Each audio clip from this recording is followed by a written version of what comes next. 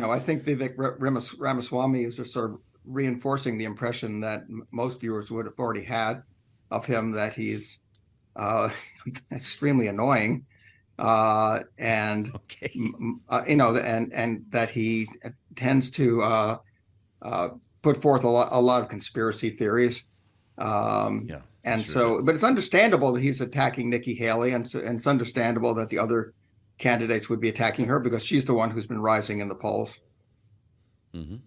Yeah, so that is probably a pretty good feeling, right? She said you guys are jealous when they asked her about big money donors turning in her direction. Christie called Vivek Ramaswamy an obnoxious blowhard, among other things, last night. Was that the last stand for Vivek, or does he make it through the early states?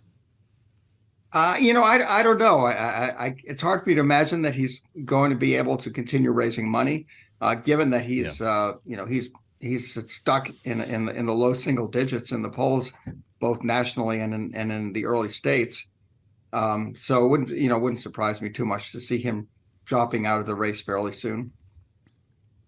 Christie, it's been suggested, might be considering the same. He certainly came loaded for bear last night. He was the only candidate, I think, who mentioned Donald Trump at least more than once, and it took about 20 minutes to get into the debate, which I'll ask you about. He was going after Vivek Ramaswamy, though. It was suggested earlier, and I believe it was Lauren Tomlinson who said on this program, among some others, that he may have actually had a bit of an agreement or a deal with Nikki Haley to try to have her back during this debate. That seemed to emerge a couple of times. Here he is, though, going after Vivek. Okay, you say this. About how you do this.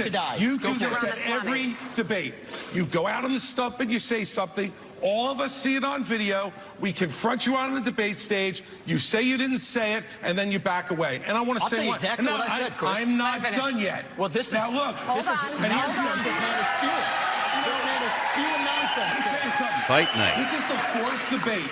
The fourth debate that you would be voted in the first 20 minutes as the most obnoxious blowhard in America. So shut up for a little while.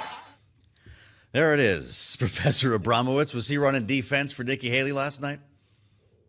Well, it certainly is in her interest, I think, because Ramaswamy is going after Nikki Haley. So you're seeing Christie taking on Ramaswamy.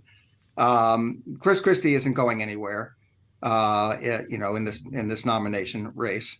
So it's a question of, whether Nikki Haley can consolidate the non-Trump, anti-Trump, non-Trump, whatever you want to call it, vote quickly enough to make a respectable showing in the early states that would allow her then, to continue. So she's made some gains, but the reality is that, she's still far, far behind Donald Trump. Everyone else is far, far behind Donald Trump.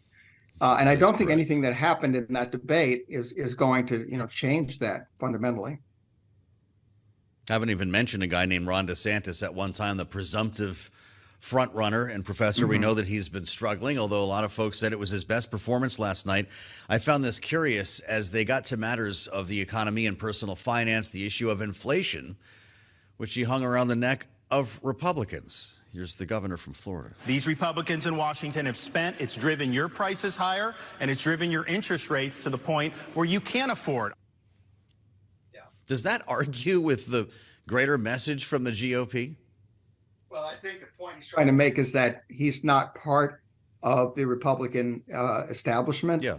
That he's challenging the Washington establishment, and so by trying to blame Republicans as well as Democrats for excessive spending and for inflation, I think that's the argument that he's trying to make.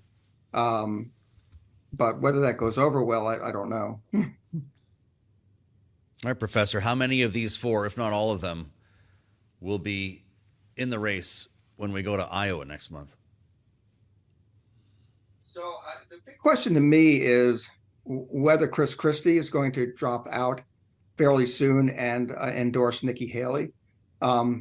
We've already seen there's been a movement of the sort of non-Trump kind of establishment wing of the Republican Party to try to get behind Nikki Haley, with the inability of Ron DeSantis to really connect with Republican primary voters. I think Nikki Haley is now seen as the most viable alternative to Donald Trump, and we've seen that with the Koch money now coming in with their organization backing Nikki Haley.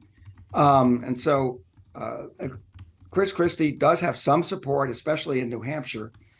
So I think if he would drop out and endorse Nikki Haley and campaign for her, that could help her somewhat, get at least closer to Donald Trump. And she desperately needs at least a strong second place finish in Iowa and or New Hampshire. I think New Hampshire is probably a little bit better bet, but one of those two states in order to continue her campaign, beyond those early states.